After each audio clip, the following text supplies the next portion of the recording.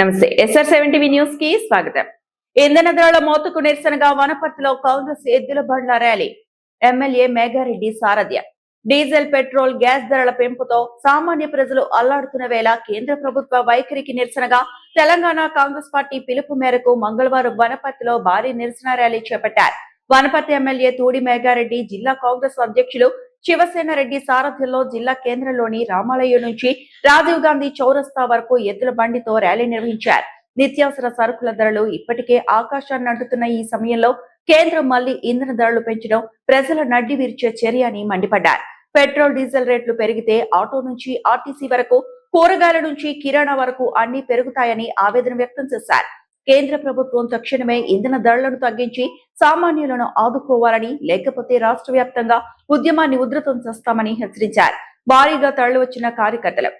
Reporting by SR7 TV news reporter Wanaparthy జిల్లా incharge KP Reddy.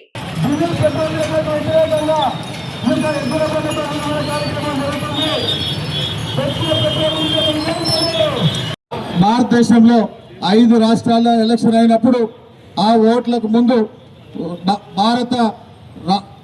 మన ప్రధానమంత్రి మోడీ గారు ప్రజలకందరికీ అబద్ధాలు చెప్పి మోసం చేసి అధికారంలోకి వచ్చి ఆ కౌంటింగ్ అయిన తర్వాత వాళ్ళ ముఖ్యమంత్రులు కూర్చున్న తర్వాత మొన్న 3 సార్లు దాదాపు 7.5 రూపాయలు పెట్రోల్, డీజిల్ మీద, దాంతోపాటు గ్యాస్ మీద, అవన్నీ కాకుండా ఇండైరెక్ట్ గా చాలా వస్తువుల మీద రేట్లు పెంచి మనందరి నెత్తి మీద బరువు పెడుతున్న ఆ మోడీ గారికి వ్యతిరేకంగా, బీజేపీ ప్రభుత్వానికి వ్యతిరేకంగా మనందరం వనపర్తి జిల్లా కాంగ్రెస్ పార్టీ కుటుంబ సభ్యులందరం ఏకమై జిల్లా కేంద్రంలో, రాబోయే రోజులలో మండల కేంద్రంలో, ఆ రాబోయే రోజులలో గ్రామాల్లో పెద్ద ఎత్తున మనం ఉద్యమం చేయాల్సిన అవసరం వచ్చింది. ఎందుకు అంటే మొన్నటి వరకు అధికారంలో ఉన్న ఆ పార్టీ బీఆర్ఎస్ పార్టీ, బీజేపీ ఇద్దరు దోస్తులైన రెండు ఒకటైనాయి కాబట్టి వాళ్ళు రోడ్ల మీదకి రాకుండా వాళ్ళు ఇళ్లలో పడుకున్నారు. సో మనం అధికారంలో ఉన్న కూడా అధికార పార్టీ పాత్ర, ప్రతిపక్షం పాత్ర, 2 పాత్రలు మనమే పోషించాల్సి ఉంది. ఈ కార్యక్రమంలో కాంగ్రెస్ పార్టీ కుటుంబ సభ్యులందరూ మనందరం ఉద్యమానికి రెడీ కావాలని మీ అందరికీ పిలిపిస్తూ రిక్వెస్ట్ చేసుకుంటూ, రాబోయే రోజుల్లో బీజేపీ ప్రభుత్వం మీద ఈ మధ్యకాలంలో వాళ్ళు వేరే రాష్ట్రాలకు పోయినప్పుడు ఒక ఆయన మొక్కుకుంటూ పోతాడు, ఇంకో ఆయన వేరే పని చేసుకుంటూ పోతాడు. వాళ్ళిద్దరు ఒక ఇంజన్ ముందలుంటుంది రైల్వేకు ఇంజన్కు, ఇంకో ఇంజన్ వెనుక పెట్టి వాళ్ళు తొబ్బుతామంటారు. అది తొబ్బితే అది మన నదిలో పడవచ్చు, చెరువులో పడవచ్చు, కుంటలో పడవచ్చు, సముద్రంలో పడవచ్చు, ఇట్లా రేట్లు పెంచవచ్చు. అట్లాంటి డబల్ ఇంజన్ సర్కార్ మనకు అవసరమా? ఆ డబల్ ఇంజన్ సర్కార్ అవసరమా? ఒకవేళ బై మిస్టేక్ లా ఇప్పుడు 19 రాష్ట్రాల్లో నమ్మి ఓట్లు వేసిన ఆ 19 రాష్ట్రాల్లో డబుల్ ఇంజన్ పోయింది, ముందల ఒక ఇంజన్ పోయింది, వెనుకొక ఇంజన్ పోయింది. ఆ ముందల ఇంజన్ లో మోడీ గారు, అమిత్ షా గారు కూర్చుంటారు. వెనుక ఇంజన్ లో ఆదాని, అంబానీ వాళ్ళకు సంబంధించిన కార్పొరేట్ కంపెనీలు, గుజరాత్ కంపెనీలు అన్ని రాష్ట్రాలకు పోయి వాళ్ళ మీద గద్దల్లాగా పడి తింటున్నాయి. అట్లాంటి గద్దళ్ళు, అట్లాంటి కార్పొరేట్ కంపెనీల్ని, అట్లాంటి ఎక్స్ట్రా ఇంజన్ మనకు కావాలా మనం ఆలోచన చేసుకున్నాలి. అట్లాంటి ఇంజన్ మనకు వద్దు. మనకేం ఇంజన్ కావాలి? కాంగ్రెస్ పార్టీ, ఇందిరాగాంధీ గారు, మన్మోహన్ సింగ్ గారు, రాజీవ్ గాంధీ గారు, మన్మోహన్ సింగ్ గారు అందరూ మనకు జాతీయ స్థాయిలో చాలా పరిశ్రమలు, చాలా సంస్కరణలు, మన హైదరాబాద్ కు తీసుకుంటే డిఆర్డీఏ కావచ్చు, HMDA కావచ్చు, BHEL కావచ్చు, HMT కావచ్చు, కొన్ని లక్షల కేంద్ర సంస్థలు తీసుకొచ్చి చాలా లక్షల మందికి ఉద్యోగాలు ఇచ్చిన మన ఇంజన్ కాంగ్రెస్ ఇంజన్ కావాలన్నా, ఆ డబల్ ఇంజన్ కావాలన్నా మన ప్రజలకు తీసుకుపోవాల్సిన అవసరం ఉంటుంది. కాబట్టి అవన్నీ ప్రజలకు తీసుకుపోవాలి. ఈ మధ్యకాలంలో నిన్న మొన్న వాళ్ళందరూ బీజేపీ వాళ్ళు వరి కొనట్లేదని వాళ్ళక్కడ వరి కొనుగోలు సెంటర్లకు పోతున్నారు. వరి కొనుగోలుకు సంబంధించి ఈ మధ్యకాలంలో వెస్ట్ బెంగాల్లో వేరే రాష్ట్రాల్లో ఎలక్షన్ అయినప్పుడు మన అమాలి సమస్య కొంచెం అటు పోయి వాళ్ళందరూ ఎలక్షన్లకు ఓట్లేసి రావడం వల్ల కొంచెం ప్రాబ్లమ్స్ వచ్చినాయి. అవి మనం దృష్టిలో పెట్టుకున్నాలి. ఇంకోటి, ఆ రైస్ కానీ, ఆ దొడ్డు బియ్యం కానీ, ఆ సన్న బియ్యం కానీ అవన్నీ మనం ఇక్కడ కొన్న తర్వాత కేంద్ర ప్రభుత్వానికి ఎక్కువ బాధ్యత ఉంటుంది. FCIకి పంపించాల్సి ఉంటుంది, వాళ్ళు ఎంబడే క్లియరెన్స్ చేయాల్సి ఉంటుంది.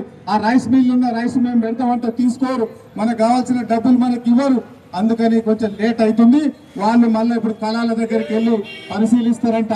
కళాల దగ్గరికి కాదు, బీజేపీ నాయకులకు 8 మంది ఎంపీలు, 8 మంది ఎమ్మెల్యేలు, దాంట్లో 2 మంత్రులు, వాళ్ళందరికీ ఈ వనపర్తి చౌరస్తా నుంచి మేము డిమాండ్ చేస్తున్నాం.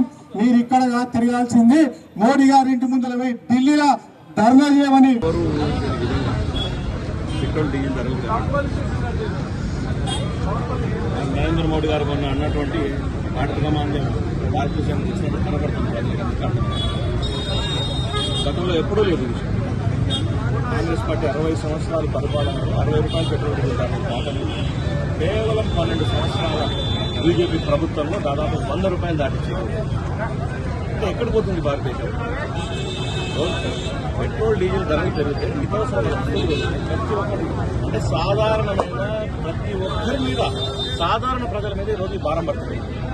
కాబట్టి అదే విషయాన్ని ఈరోజు చెప్తా ఉన్నాం. పెట్రోల్ డీజిల్ ధరలు మళ్ళీ నియంత్రణ జరగాలి.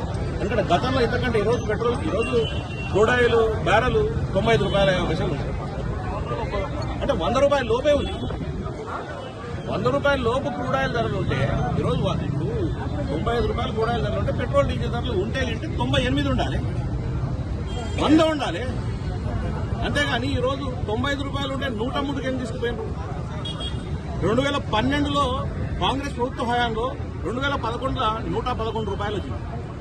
ఏకదం 50 రూపాయల నుంచి 111 రూపాయల క్రూడాయిల్ ధరలు పెరిగినాయి. మరి ఆ రోజు పెట్రోల్ డీజిల్ ధరలు పెరగలేదే, అదే 67 రూపాయలే ఉండేది. మళ్ళీ 2012లో 112 రూపాయలకు పోయింది, 2013లో 109కి వచ్చింది. అయినా కూడా క్రూడాయిల్ ధరలు ఆ స్థాయిలో ఉన్నా కూడా 67 రూపాయలే ఆ రోజు ఉండేది. ఆ తర్వాత 2015 తర్వాత మళ్ళీ 56 ఉన్నా కూడా మళ్ళీ ఆ రోజు కూడా 60 రూపాయలే ఉంది. కానీ ఈరోజు 95 రూపాయలు ఉంటే ఈరోజు 103 తీసుకుపోయే దౌర్భాగ్యమైన పరిస్థితులు ఈరోజు భారతదేశం ఉంది. దీన్ని ఇప్పటికైనా కట్టడి చేయకపోతే మనం జరిగినటువంటి శ్రీలంక లాంటి పరిస్థితులు భారతదేశంలో ఉంటాయి. పాల రేటు వచ్చేసరికి 500కు నెక్స్ట్ ఫ్యూచర్ లో అంటున్నారు చాలా మంది. సోషల్ మీడియాలో వస్తుంది 300కు పోతుంది, 200కు పోతుందని. మన బంగారం ధర ఏ విధంగా అయితే పెంచుకుంటూ పోయారు అట్లా రేపు కారం కొనాలన్నా, ఉప్పు కొనాలన్నా, పప్పు కొనాలన్నా, పాలు కూడా రేపు 300కు 400కు పోతే, ఉప్పు కారం కూడా ఈరోజు 300-400కు పోతే ప్రజలు, సాధారణ ప్రజలు తిండి తినలేని పరిస్థితికి వస్తుంది. దీన్ని ముందే ఆలోచన చేయాల్సిన బాధ్యత కేంద్ర ప్రభుత్వం మీద ఉంది. దాన్ని ఏ విధంగా కట్టడి చేయాలో ఆ విధంగా కట్టడి చేయాలి. అవసరమైతే భారాన్ని కేంద్ర ప్రభుత్వం మోయాల్సిన బాధ్యత ప్రభుత్వ పెద్దగా నరేంద్ర మోడీ మీద ఉంటుందని చెప్పి తెలియజేస్తాను. ఆ రోజు 2012లో ఇదే సమయాన్ని చాలా చాకచక్యంగా మన్మోహన్ సింగ్ గారు ఆధ్వర్యంలో ఈరోజు బ్రహ్మాండంగా ఈరోజు ఆర్థిక మాంద్యం వచ్చినా ఇది ఇంతకంటే ఎక్కువ క్రైసిస్ ఉండే. అటువంటి క్రైసిస్ కూడా అదే మించిన ఈరోజు పరిస్థితి ఉంటే భయం అవుతుంది. రాబోయే రోజుల్లో మళ్లీ తినడానికి తిండి లేని పరిస్థితి, దౌర్భాగ్యం భారతదేశంలో వస్తుందేమో అని చెప్పేసి ఈరోజు చాలా మంది నిపుణులు మాట్లాడుతున్నారు. కాబట్టి ఇప్పటికే కట్టడి చేయాల్సిన బాధ్యత వాళ్ళ ఉంది. కాబట్టి ఈరోజు ఇంత పెద్ద ఎత్తున ధర్నాలు చేసి నిరసనలు తెలియజేస్తా ఉన్నాం. ఇది ఇప్పటితో కట్టడి కాకుండా నిజంగా మళ్ళా పెంచుకుంటూ వాళ్ళు పోతే ఖచ్చితంగా ఎక్కడిదక్కడ బీజేపీ నాయకులు నిలదీస్తాం, ఎంపీలను అడ్డుకుంటాం. నరేంద్ర మోడీ దగ్గరికి చేరుకొని ఎక్కడిదక్కడ నిర్బంధం చేయడానికి కూడా